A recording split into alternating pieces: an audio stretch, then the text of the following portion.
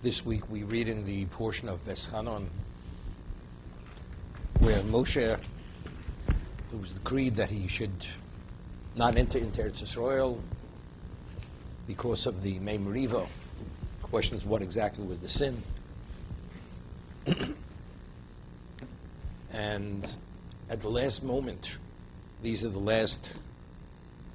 towards the end of his life, he begins supplicating Hashem to annul the decree, to allow him to enter. And he's sharing this with Klal Yisrael, V'eschana l'Hashem b'isei lemor.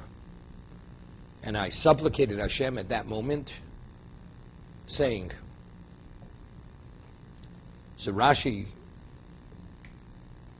cites Chazal that the term doesn't say Vespalel Hashem, Eschanan.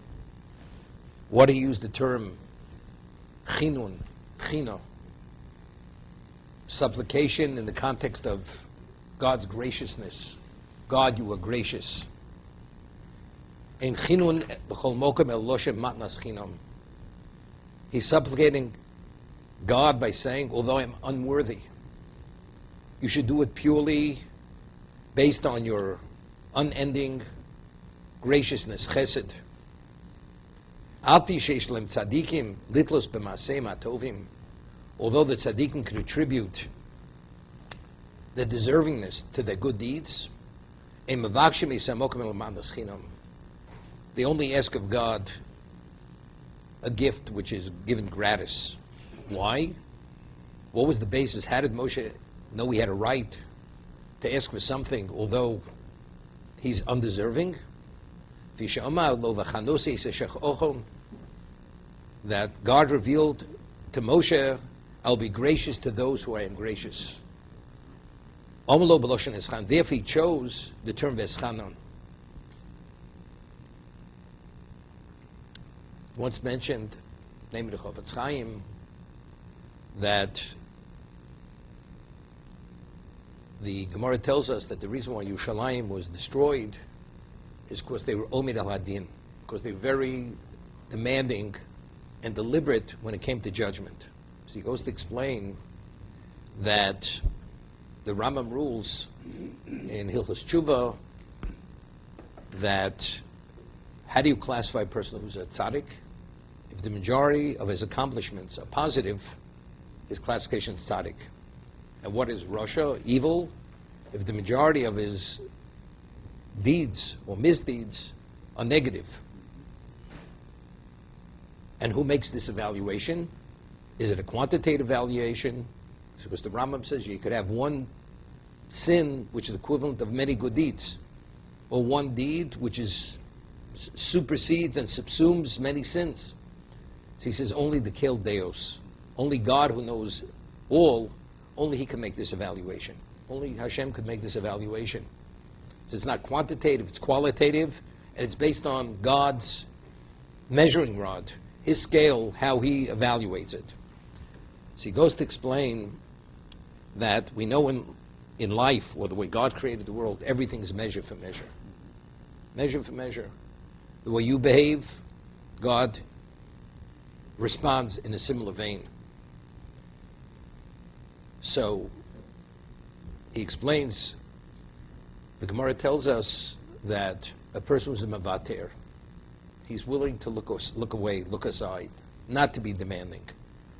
So the Gemara tells us that a person who's mevater, mevatla lo al kopshov, God is even willing to look away from the defiances. As you looked away when somebody faulted you, offended you, victimized you, you were willing to look away and not to make a claim, although you had a basis to make a claim. God, although he has a claim, based on the principle of measure for measure, midah keneged midah, will not make the claim. So he goes to explain, we find that there are many levels one could perform a mitzvah. One could perform a mitzvah lishma. And there are many levels of doing for the sake of the mitzvah. The Ramchal writes in Silsil Shorim that although if one does a mitzvah for a share in the world to come, that's considered lishma. That is lishma. That's doing for the right reason. Because God only created existence, so man should be deserving of a share in the world to come. Every Jew has a share in the world to come. But that's not the ultimate level of Lishma. You do it purely as subservience. It's a privilege out of reverence to serve God. Even that's a more advanced level of Lishma.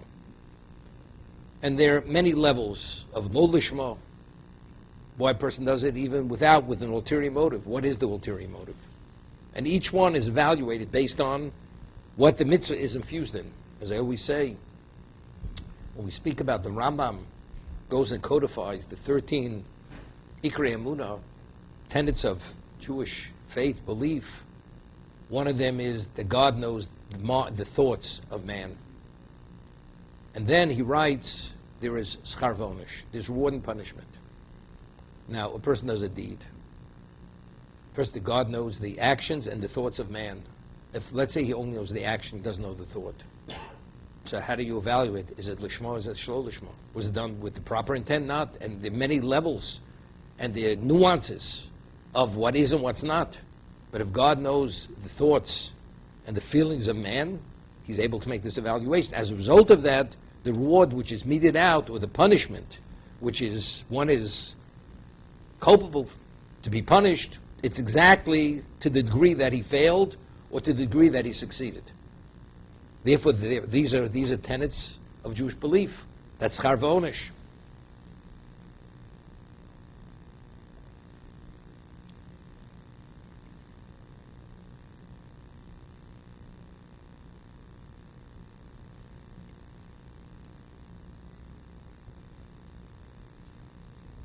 If a person has a claim against another, so he explains, the Chofetz Chaim, that what is Rov Zochius? The majority are positive. Of course, if you add up the number of good deeds he did, it's a majority. The failings, the infractions are a minority. But how do you evaluate that? If a person is mevater, even somebody does something, it's not perfect, and you accept it, and you accept him, and you value him, based on the principle of midah keneged midah, although your deed, your action, is far from perfect, as you valued and you accepted and embraced the person with all his failings, and you accepted him as if he's made the grade, God will accept your mitzvah as if you made the grade, although the mitzvah did not make the grade. As a result of that, the majority raised the majority, although qualitatively speaking, it really did not make the grade. And the sin, although the sin itself is what, once based on reckoning, there should be liability and culpability, but because as you did not fault the person for his behavior, God will not fully fault you for your behavior. So he'll minimize the sin. The sin will be minimized, although the person may come from a background we should have known better. He's more learned, or it was more deliberate. You looked away, God looks away. That's midah keneged midah. But what about if you omer al adin? You're demanding, you want your pound of flesh, chas v'sholem. You want every aspect of what you have a right to. Based on principle of midah keneged midah, measure for measure, God says, as you dealt with your fellow, that's how I'll deal with you. If that is the case, although initially you may have the majority of his actions are positive, but they can be whittled down to minority. And the negative, which is a minority, could actually be magnified and elevated to become a majority. So based on this principle of what? Of midah keneged midah, to what degree were you mevater, were you not mevater, that will determine what exactly, what dimension of mitzvah was the mitzvah.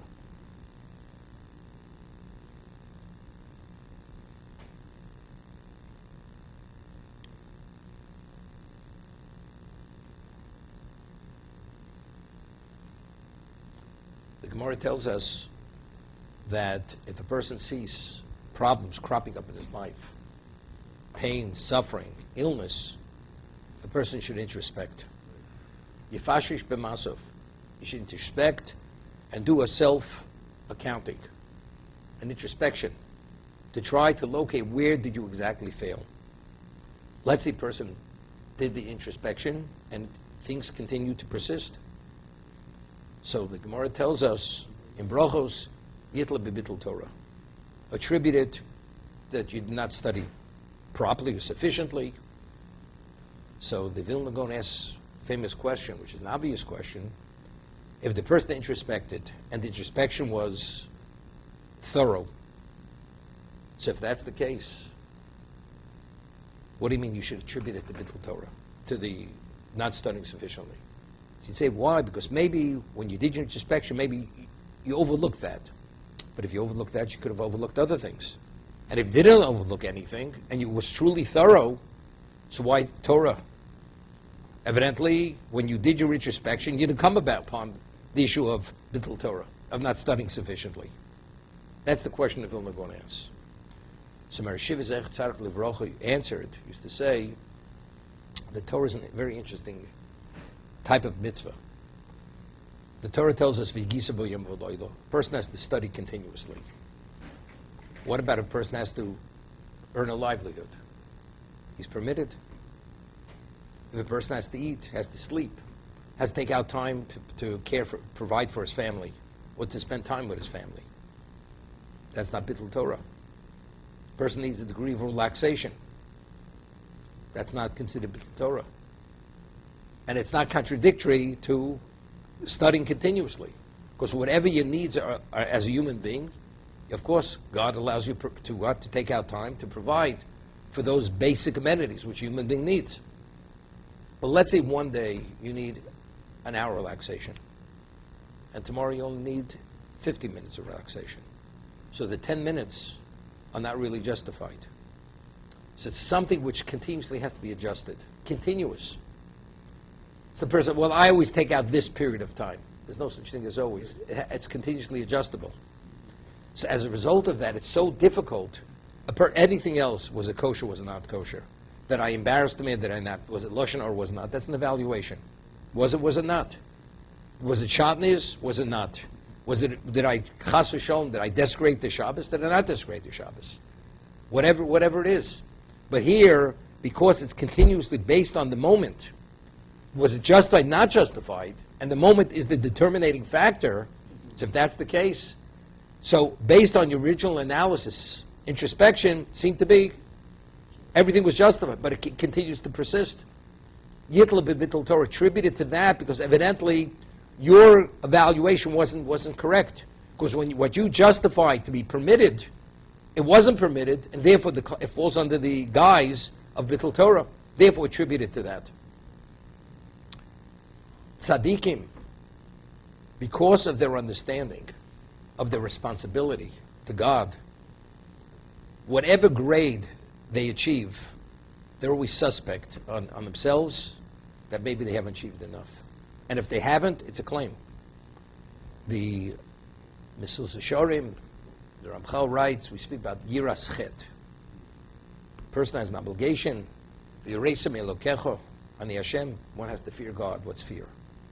The Rambam writes that the most inferior level of fear, which is something which has relevance to children, is fear of punishment. Meaning, you're actually saying, if I could get away with it, I do the wrong thing. But unfortunately, God, you're going to punish me. So is that being God, the subject of God? Is it total disrespect? But what's the ultimate? Fear is out of reverence. It's awe. But it's even more. Now, to what degree do you revere God? Even when you do the right thing, you were worried maybe you didn't do it right enough. Maybe it's flawed. Maybe it's not perfect. That's Yiras Chet. Yiras Chet could be that I'm concerned, you never know what's lurking, and you continuously in trepidation, maybe I'll do the wrong thing. That's the degree you revere God. Let's say you did the mitzvah. You worried, maybe I didn't do the mitzvah sufficiently. But factually, let's say a person is at a level where you should do the mitzvah more perfect, and he doesn't, due to a distraction, due to a lack of focus. If that person's at that level, there's a claim against him. Person's not at the level, there's no claim. But if you're at that level, there is. So we're talking about tzaddikim, people who are devoutly righteous. That means that are a level that they could perform at an exceptional level. What would be if they should somehow fail and they don't perform as they should perform? It's a claim against them. So what are they going to do? They're going to attribute their worthiness to their good deeds. They're always suspect that the good deeds they've fallen short. And if you fall short, then there's a claim. And the claim is a very serious claim. Therefore, Tzaddikim, they are tzaddikim because of the way they perceive themselves and perceive God. And they revere God, therefore they can't attribute it to their own deeds. Therefore they say, God, we may be totally undeserving, or whatever it may be, but be gracious. Your graciousness, because you revealed to Moshe, Moshe says, I'll be gracious to the one who I'll be gracious to. That's the reason why they don't attribute it to the good deeds. The Gemara tells us that HaKadosh Baruch Hu medaktik im chasidav kochot hasara. God is exacting with his chasidim, is devoutly, scrupulously pious, as much as if they deviate as much as a hairbreadth. To that degree. So if that's the case, you have people, tzaddikim, chasidim, Moshe Rabbeinu. Hakri, what happens as much as an iota? He did not meet the grade. It's midas hadin, we're talking the attribute of justice. So based on the attribute of justice that we just said, if God evaluates your deed based on the law of justice, you cannot come out whole. You cannot come out unscathed. Therefore, tzaddikim understanding the yardstick and the microscope that put under to make this evaluation, they say, God, we want matmaschinam. We want it should be gratis. Because you said, I'm gracious to those who I'm gracious to. So I was thinking that when we speak about that HaKadosh Baruch Hu medaktik im chasidav kechut hasara, we understand every no tzaddik, two tzaddikim are on the same level. Not at the same level. So if the principle is because you should have known better, because you have focus, you learn it, and all whatever it may be, so who is the ultimate in terms of clarity and the one who should have not failed? Moshe Rabbeinu. Moshe Rabbeinu is the ultimate. So if God is going to be exacting with him even more than ever, and at what level? So let's talk now. The Gemara tells us in the tractate of Avodah Zarah, it discusses God's morning schedule. What's God's morning schedule? So the Gemara says the first 3 hours of the day, God sits and studies Torah. The second 3 hours of the day, God judges the world. The third 3 hours of the day, God provides sustenance, mikarnei re'im ad beitzei kinim, from the largest creature to the most almost microscopic creature. And the fourth hour, 3 hours a day, he studies Torah with Tinoka Shebes Rabban, with children who passed away before the age of Bar Mitzvah. He studies Torah with their neshamas, with their souls. That's what he does. So the Gemara says that a Jew who is not praying with a minyan on Rosh Hashanah, and he has to say Musaf, he should not pray during the first 3 hours of the day. Why? Because it's the most severe level of judgment. So the Gemara asks a question, but if you tell me you shouldn't pray during the second 3 hours of the day, because you don't have a minyan, you have what we call the merit of the tzibur. So we understand, because it says the second 3 hours of the day, God judges the world. You don't want to be under the guise of judgment. But we said that the first 3 hours of the day, God sits and studies Torah. So seemingly it should be okay for him to pray even as an individual, without a tzibur, without a minyan. So the Gemara answers that Torah is unadulterated truth. As Shlomo Melech tells us in Mishlei, emes k'nei val timkor. Acquire truth, don't sell truth. Acquire it. Truth is unadulterated. What's unadulterated truth? If you ask a person, is it kosher or not kosher? There's no compromise position. It's either yes or no. Everything is exact. So when God studies Torah, in what mode is God? In the most exacting mode. So if you go and you supplicate God during that period of time, you don't want to be under his microscope. Because everything is emes.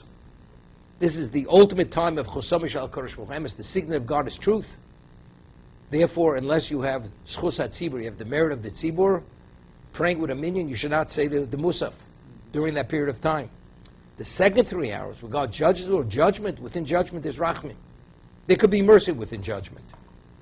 But because it's not the time of the emes, Torah is emes, is truth. Acquire truth, don't sell truth. That's the reason.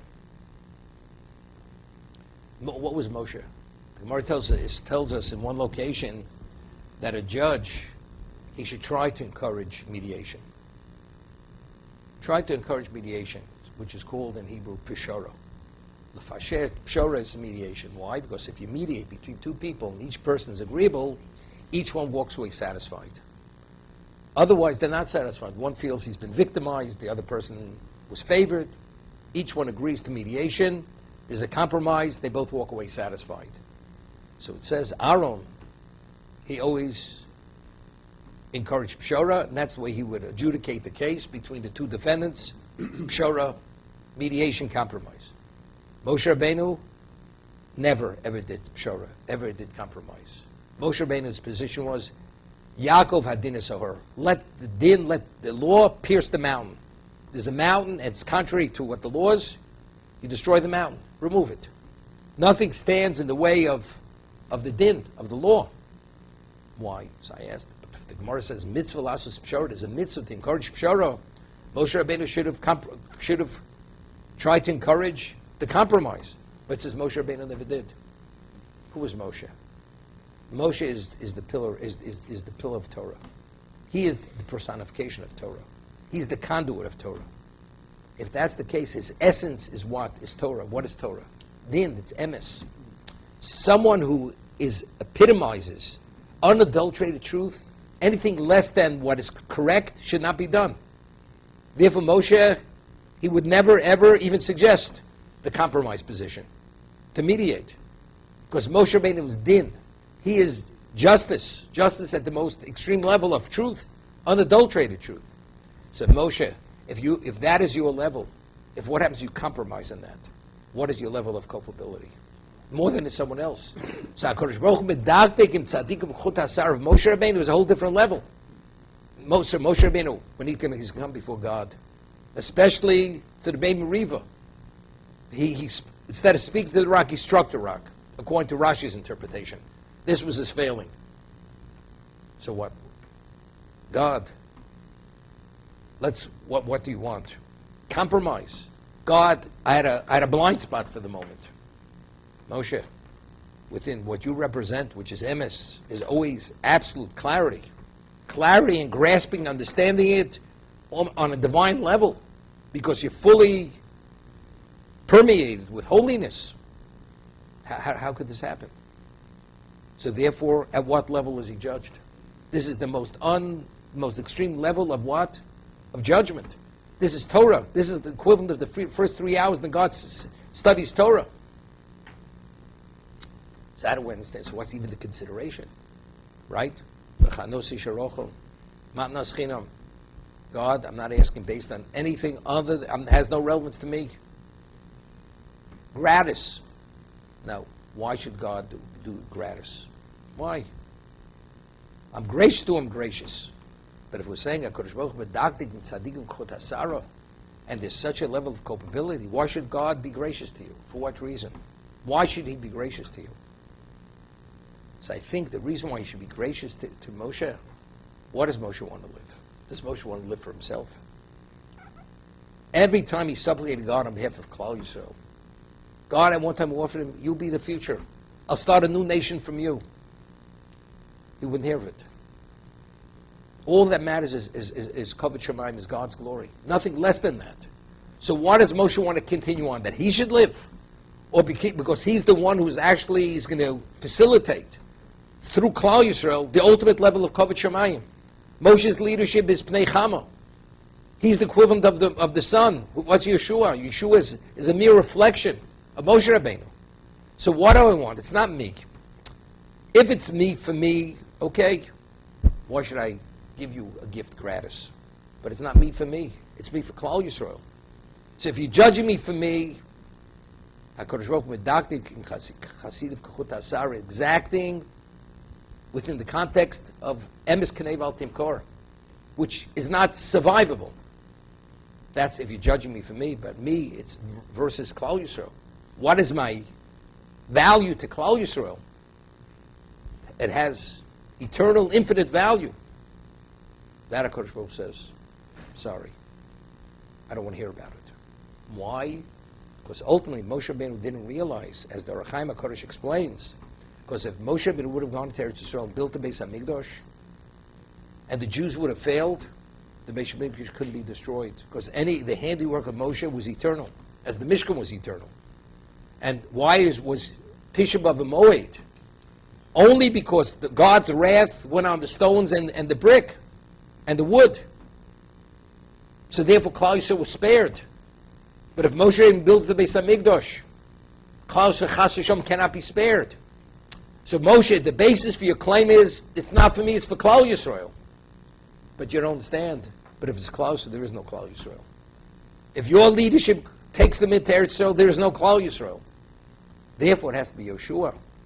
Yeshua, who he is only a mere reflection of who you are, even though the leadership is at a lesser level, but we're guaranteed that the Jewish people will be eternal. They will survive, even though they fail. That's the reason. So it was a misunderstanding. But Moshe, nothing really changed. Moshe Rabbeinu, his whole intent, Chas V'Shalom, was never himself. Never. It was only Kovod Shemayim, it was only Klal Yisrael, that his leadership was one of a kind of leadership. That's why he wanted it.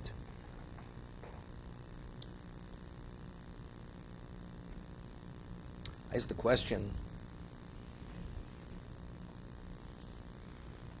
the Ramchal writes in the Derech Hashem, the Way of God, he speaks, why did God create existence? Because God is a meitiv, is tov. God is good, is the essence of good, in the most absolute form of goodness. And God, good does goodness. So what's the ultimate goodness that he could do? Create a human being who could be a beneficiary of his goodness. And his goodness is the ultimate goodness. Because God is good in the absolute sense. So we ask the question, so why do you have to create man where he has choice and he could fail? Create a human being, put him in the world to come, and he should only bask in God's holiness, in God's radiance. Why do you have to create a person within a context of free choice, that if he chooses correctly, he's deserving, and if he fails, he's liable? The most severe level of what? A punishment. Why? He says something phenomenal. He says, when we speak about God, who is God? God, whoever he is not attributed to anything but himself. And in the words of Ramchal, and the Rambam also uses the same terminology in other contexts, God is Mucher HaMetzius. He is what he is because of what he is. He's not dependent or contingent on anything else. He's fully independent. That's who God is. A human being, to be able to cleave and to have a relation with God, whatever is possible to bring it as close as what God is, God wanted him to be in that context, to be the ultimate beneficiary of the goodness, which I'm going to explain. If a man would just be a beneficiary of God's goodness, but he has nothing to do with creating that goodness, then the likeness, now we speak about the relationship you can have with God. You're going to bask in his presence. What relevance do you have to God? You have no relevance. What about if the basis for my goodness is it's attributed to myself? So that I advanced myself, it's attributed to myself. That I'm more spiritualized, I attribute it to myself. So if that's the case, that's the ultimate likeness to God. As God, whatever he is, it's only attributed to him. It's not attributed to anybody but himself. Identically, the person who chooses correctly, why is he deserving? Because it's attributed to his action that he chose to do the right thing. So it's also attributed to himself. So if that's the case, he will be the beneficiary of the likeness, the commonality, the compatibility which has been created is the ultimate within the possibility of creating commonality with God. So he'll be the greatest beneficiary of the goodness of God because of the commonality which has been established. So that's the question. The tzaddikim, they don't ask. They say, God, reward us based on your graciousness. Matnas chinam. It's gratis. But if it's gratis, so that means it's not earned. That's what you're asking for. So then you have no relevance to God. So within the context of the concept of creation, that is the Tzelem Elokim, that's the image of God. that you have choice. As the Seforno says, what's Tzelem Elokim? Just as God, no one dictates to him. Man has choice, has free choice. That's the Tzelem Elokim. You have the ability to choose and to determine what direction your life takes. So what's V'chanose Sherochom? God, give me a Ma'adas Chinam. It's gratis, so then it's not attributed to you. So how do we understand it?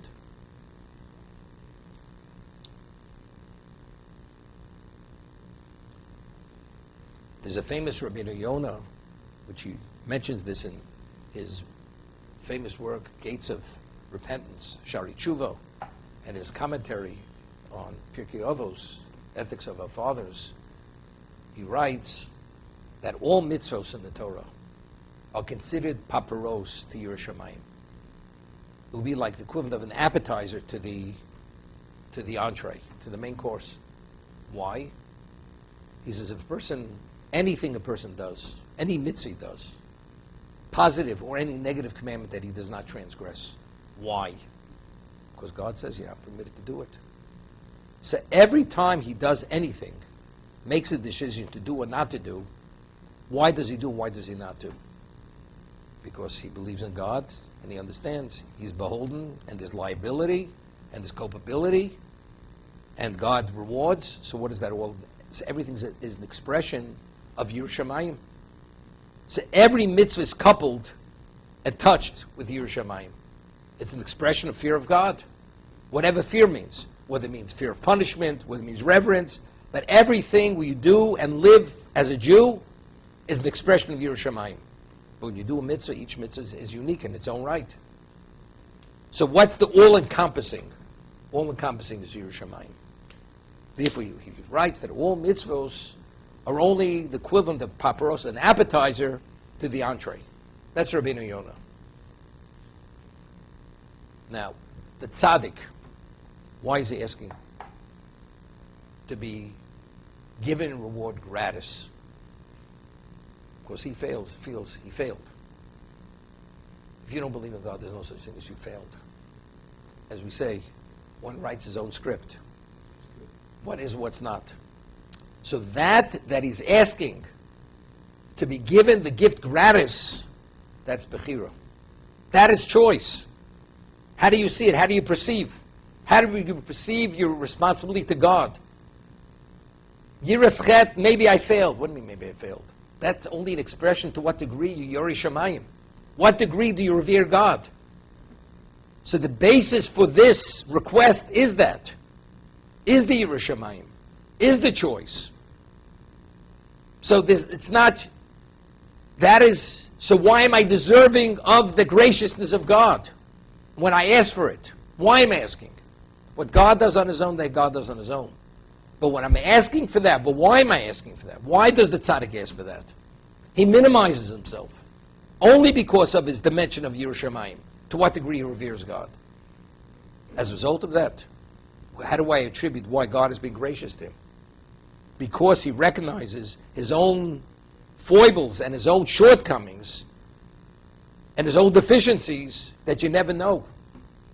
That's why I'm asking for gratis. That's why. That's the ultimate.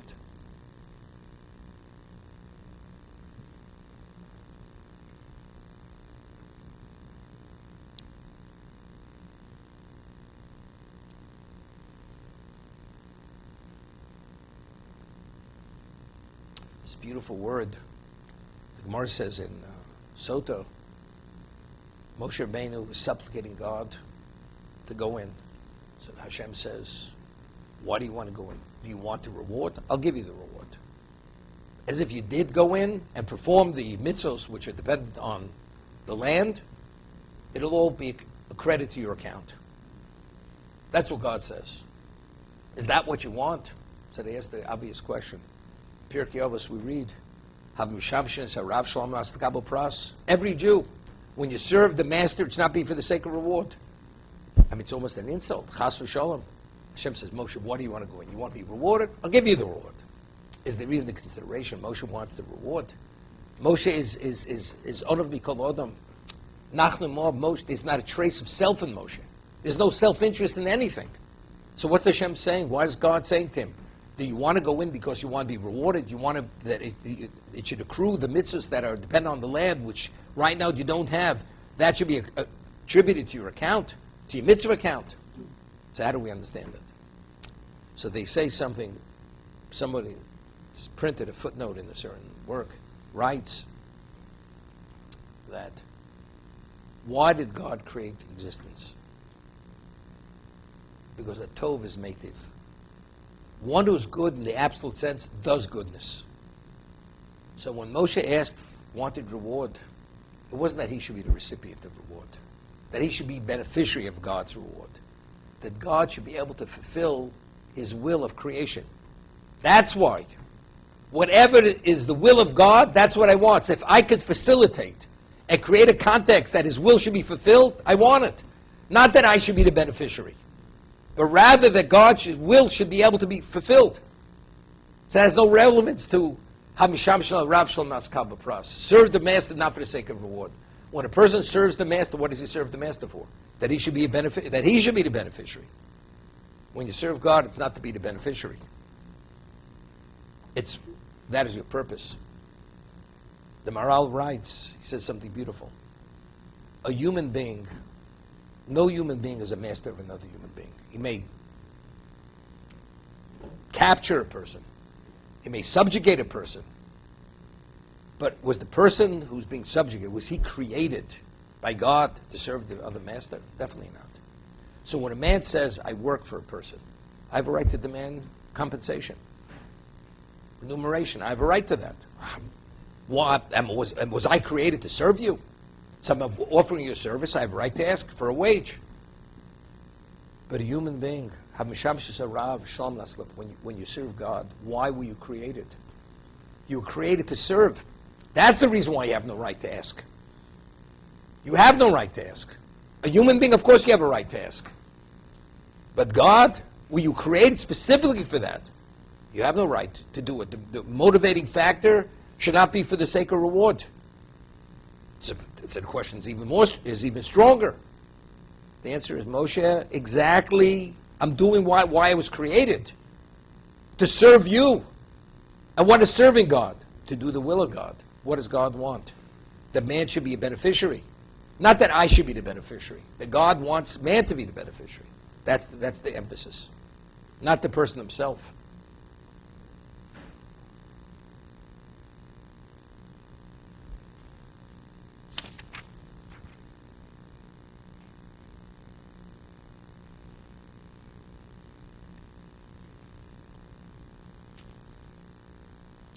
Read in this week's parsha, there's a mitzvah of Kabbalah Somach Shemayim.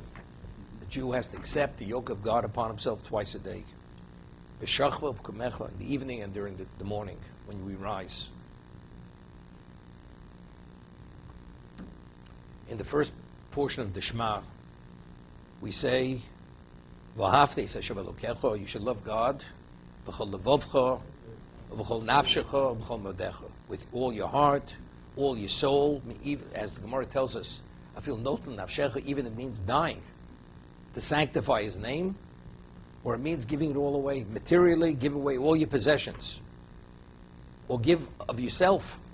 You have to forego basic amenities of life, comforts of life, for the sake of God. You're willing to forsake all that for the sake of God. That's all an expression of your love for God. To what degree should you love God? With all your heart, with all your soul, and with all your possessions. Possession doesn't only mean material possession. It means, what about your own personal comforts? Your time. I'm willing to give my time for God. So the Medrash tells us, and in the second portion of the Shema, is Voyim Shemoah. Voyim Shemoah El Mitzvosai. If you listen to heed my commandments, which I'm commanding you, to serve Him, B'chol levavchem u'v'chol nafshechem, with all your hearts and all your souls. The rains will come in that time. V'asafte degonecha, v'siroshcha v'yitzarecha, all the various types of harvests. Okay? V'asafte degonecha. So there's a medrash The Midrash says that at Sinai, God put a mountain over our heads. So the Midrash asks, if we already said Nasa v'nishma, we already accepted unequivocally, why did God put the mountain over our heads? So the Midrash answers, the Midrash Tanchuma, that initially when he offered the Torah, he offered the Torah Shebechsav, the written law. The written law, which is concise, not that difficult, we accept it.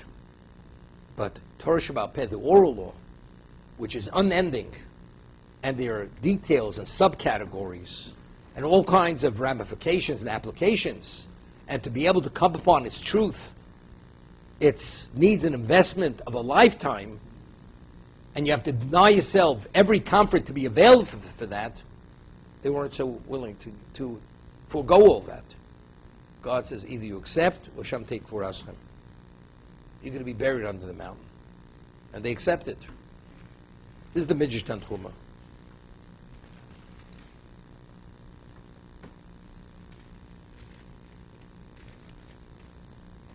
The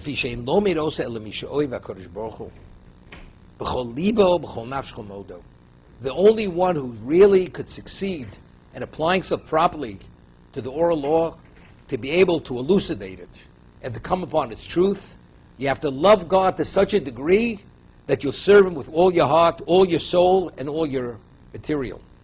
What does this mean? Lamedcho sheparshu rishon shebekriya shema ein bo pirush matan schora b'olam hazeh. In the first portion, there's no mention of any reward. The person is willing to give his heart, his soul, and his possessions. As it says in the second portion. That's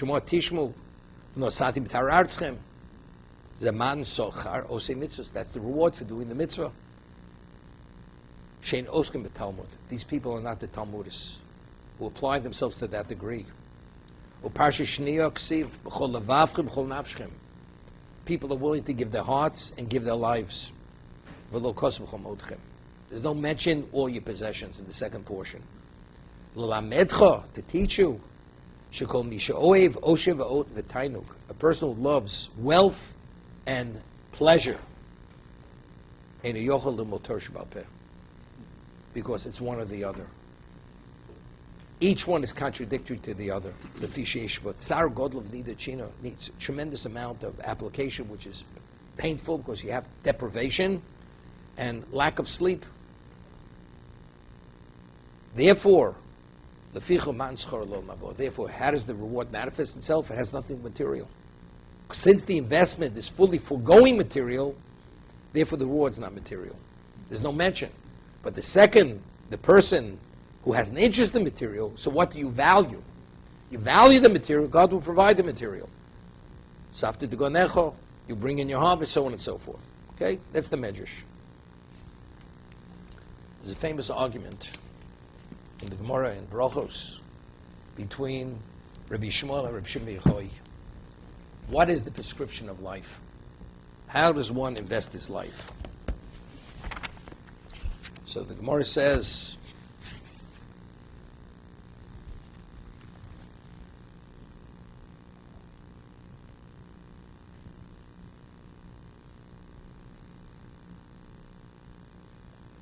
there's a verse which states, Lo yomish mipi sefer haTorah hazem mipicho, that the Torah should not be removed from your mouth.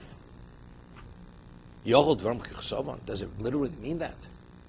That every moment of your existence you have to study Torah? Talmud Lom v'savta de gonecho.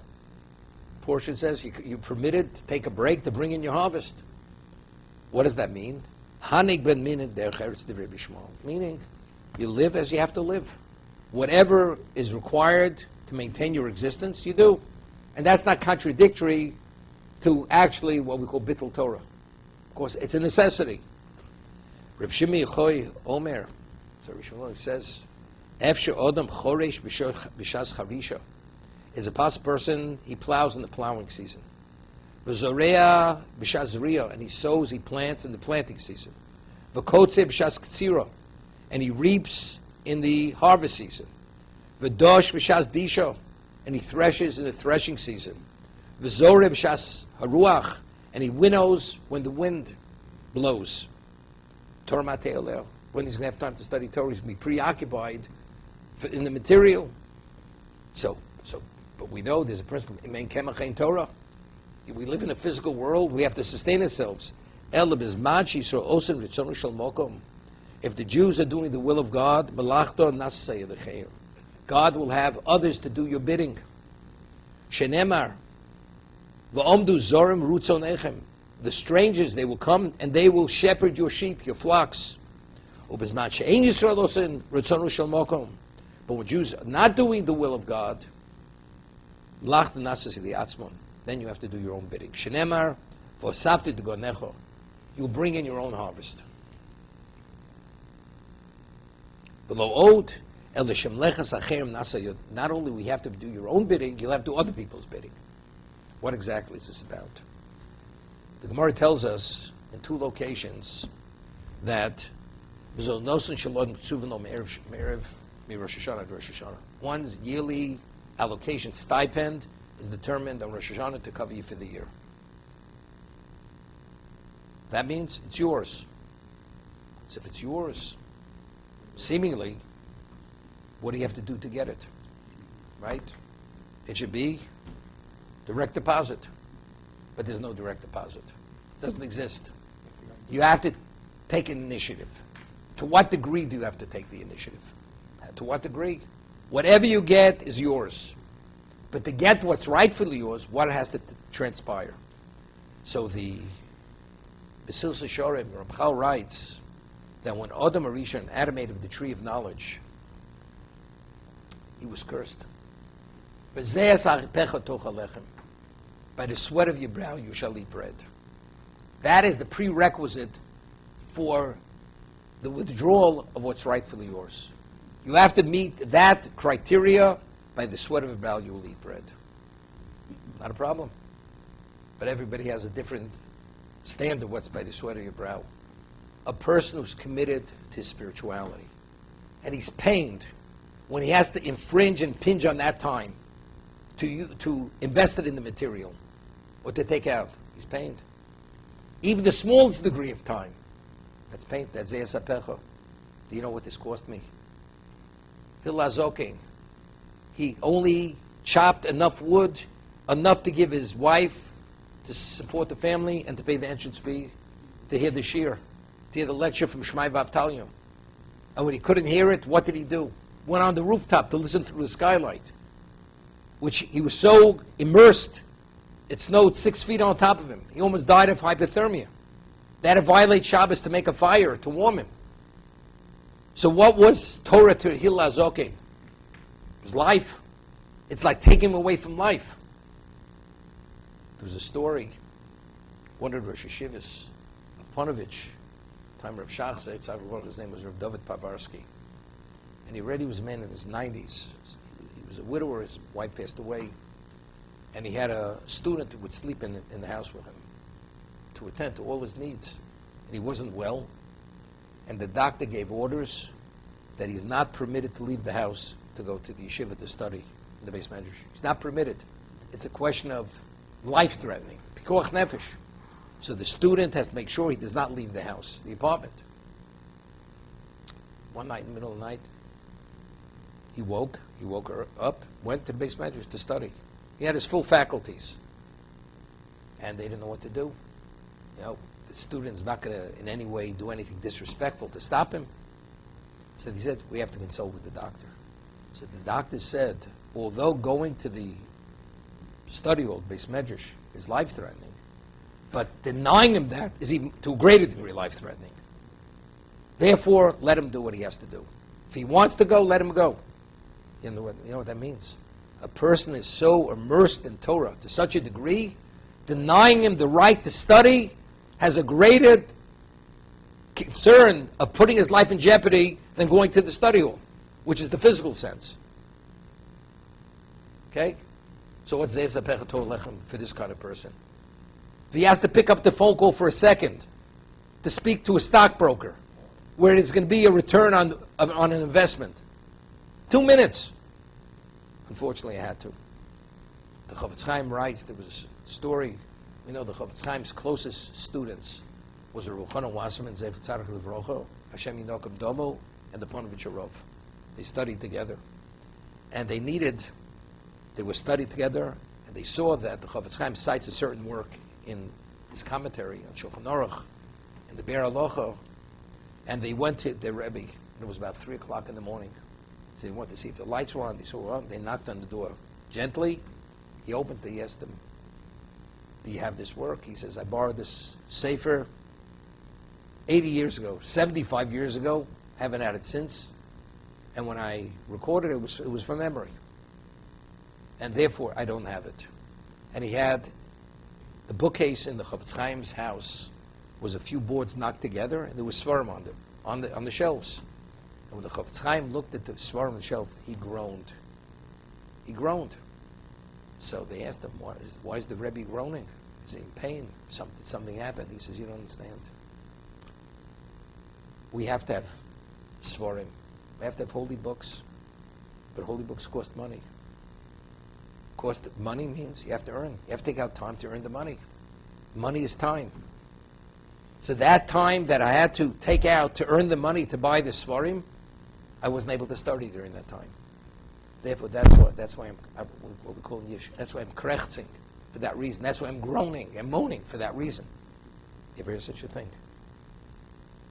Person has a minute to go out, fresh air, or whatever it is, or to earn something, which is a profit. You moan and groan. People say, you say shechionu, right? Thank God. Somebody knocked on my door and gave me a business opportunity. But what's the cost factor? There's going to be a void. There's going to be a vacuum here. You can't imagine what kind of charity I'm going to give. Understand? But what about Talmud Torah Keneged Kulam?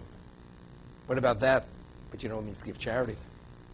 You know what it means to be acknowledged by other people. You know what covet means. You know what this means. But of course the person doesn't say that. That's all on the sub-level. Right? That's subliminal. Which for the person is not so subliminal. That's in his conscience. Okay? Rav Shimi Yochai says, Torah Mateo Leum. What's going to be with Torah? People are occupied. So what's Osin Ritzon Shel Mokum? The first portion of the Shema speaks about with your heart, with all your life, and all your material possessions. It means even your physical amenities. He says, whoever loves Osher Tainug, he cannot succeed in Torah Sheba'al Peh. Because you have to be fully selflessly committed at all costs. And if not, you cannot come upon its truth. You have to have that level of dedication, spiritualization. So what's Oser Ritzon Shel Mokum? Of course the person is observant, a tzaddik. He's a tzaddik. He could even be a chosid. He is a true chosid. Ein Amoritz. A person. Chosid, you're everything, whatever you're supposed to be. But you still could be a chosid, Ein Oser Ritzon Shel Mokum. You're not doing the will of God. You got to do your own bidding. You're fully invested in my project, carte blanche. Other people, I will get other people to do your bidding. They'll shepherd your flocks, whatever has to be done. You just have to fulfill the criteria of Zeh Sapecha Tocha Lechem. It's literally tweak it. A little bit. You raise your finger, it happens. You call the non-Jew, by the way, come over here, take care of my flocks. You've already done enough. Because even that's a distraction. That's Oser Ritzon Shel Mokum. But the person who always needs time out for whatever it is, for his cappuccino, and for his other kind of coffee, his perked coffee, you know what it means. But you add up all the 3 minutes that you're taking out, in a year, comes to, that alone is a substantial amount of time. What about the Torah that you're not studying? That's Einoser. The person at your level, he may not be faulted, but he's Einoser Ritzon Shel Mokum. If that's the case, You have to do your own bidding. Nobody else is doing your bidding. That's Eino Siritzonu Shamokum. God says, I'm not going to be your lackey. If you're working on my project, I'm here to serve you, to accommodate you. You're my prize employee. That's what you are. But if you're doing your own thing, you know something? If you can do your own thing, I don't have to do your thing. Do it for yourself. Therefore, if a person could afford 8 hours on the golf green, what God should deliver his fortune to him. Go get your own fortune. He's not going to do it. Person says, I spent 20 hours in the office. Workaholic. Because he doesn't see the bracha. So the person who is that kind of person says, I have a right to give charity where I want to give charity. It cost me my family, it cost me my health, it cost me everything. 20 hours for 20 years in the office. I didn't see the light of day. Only went on vacation for 3 days. And I had to get back, so even the vacation wasn't a vacation. You understand? He doesn't see the hand of Hashem. The tzaddik, every move he makes, it's unbelievable.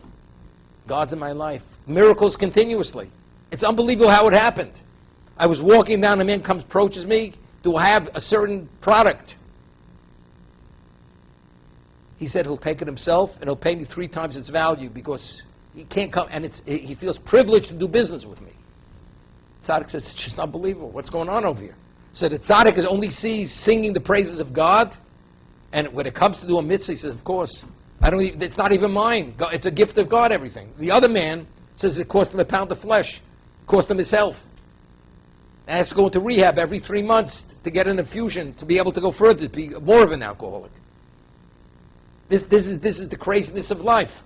But that's what it is. And the aggravation. It's interesting. We read the Chazal, the first portion, a Jew has to know what is the standard. And the Gemara says, Harbi also krib, Shimon Yochai will also be other. Many people follow Shimon Yochai's prescription, they did not succeed. So Reb Chaim Volozhin infers from the statement, many did not, but a minority did. Meaning, the prescription is a correct prescription. The question is, do you have what it takes to succeed? If you could be spiritualized and you're willing to forego many things, Hashem is there on a platinum platter to be fully invested in you, not to be that you shouldn't be distracted, but who have that level of conviction and dedication to do it. That's the issue. Of course, Reb Shimon Yochai logically makes sense. If you're there for God totally, is God going to distract you with nonsense, with the minutiae of life? The Gemara says, Chizkiyahu Melech Yehuda, that because they let the grapes rot on the vine, because Torah is too precious to harvest the grapes. So when Sancheriv, the Machlis Sancheriv was destroyed, the wealth that they were, the spoils of war were multiples, endless times over. Whatever that vineyard could have been worth forever. So what did they do? Chizkiyahu didn't even go to war. He sent Gabriel, the archangel, he says, sharpen your sickle and just wipe them out. And in a moment, the camp of Sancheriv was destroyed, the Syrian camp. That's Reb Shimon Yochai. That was Oser Ritzon L'Shamokum. They were even willing to forego their material. It's coming Shabbos. Read Nachman Hami. What's the consolation? They tell over a story. Just end with the story. Told it in the past. There was this woman who, she was in business with her husband, and she traveled to a town, to a city in Lithuania. It was known as Kovna. Famous. The Slobodki Yeshiva was in Kovna. It was a suburb of Kovna, known as Kiwanis. There's a famous fort in Kiwanis where Reb Chaim Wasserman, with many Jews, were killed, murdered by the Nazis, Yimach Shemam B'Zichron. So this woman came, and in Kovna, she came once a year to buy textiles. That's where she would buy her inventory for the year. And she came with a satchel of cash to purchase the textiles for the year. And somehow she checked into a hotel or the local inn. She misplaced the satchel. She lost it. She nearly lost her mind. If she doesn't locate that satchel, they're out of business. This was the capital for the business. Business would have to close up. How are they going to survive the future? So what does she do? She puts an ad in the local paper. Anybody who finds this satchel will be handsomely rewarded. Okay? A few hours later, somebody knocks on the door. She gave an address in which inn she's staying. And the man says, "I think I found your satchel." She gave the to identify very specific signs of the satchel. It's hers. So she thought the man was going to give it back to her. So the man says, as a child, I learned in Cheder that if an owner loses something and he despairs, the finder has a right to keep it. If I would be a wealthy man, or even a man of mediocre means, I'd give it back to you. But I'm destitute, I can't feed my family, and if halachically I have a right to keep it, I'm going to keep it. Let's go discuss it with the rabbi, Rabbi Yitzchak Chodan, Spector, the chief rabbi of Kovna. Whatever he decides, he says, I must give it back to you, I'll give it back to you. If he says, I have a right to keep it because you despaired, then I will keep it. The woman is really trembling. She doesn't know what to do. Of course, whatever the halacha dictates, she's going there. So they go to the rabbi. So the Rabbi Yitzchak Chodan, the Chaim Levrocha, asks her, he says, I want to ask you a question. Since you lost the satchel, did you send a telegram to your husband? What happened? She says, no. If I would have, he would have had a heart attack. He would have been upset with me. He would have sent me a divorce immediately. I would never tell him. I wanted to see how it's going to play out. Didn't inform him. Okay? That's the first question I asked him. Do you have any legal rights to the business? She says, no. The business, the enterprise is fully in my husband's name. He asked her, did you despair? Yes. He says, but your despair means nothing because you're not the proprietor. And if your husband is unaware of it, it's called Yir Shelo Midas. He's unaware that he was supposed to despair, so it's irrelevant.